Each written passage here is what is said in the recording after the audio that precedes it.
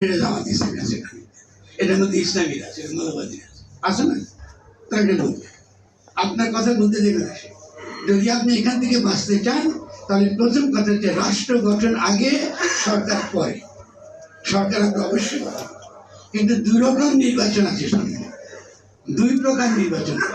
একটা নির্বাচন হচ্ছে গঠনতন্ত্র প্রণয়নের জন্য নির্বাচন, আর আরেকটা হলো গঠনতন্ত্র প্রণীত হওয়ার পরে, পাশ হওয়ার পরে সরকার নির্বাচন।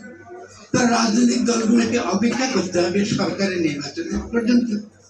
তাহলে আগে গঠনতন্ত্র পরিষদের নির্বাচন আগে হবে, সেখানে রাজনৈতিক দলগুলো অংশগ্রহণ করে আসলে রাজনৈতিক দলগুলো গঠনতন্ত্র প্রণয়নের জন্য অংশগ্রহণ করবে।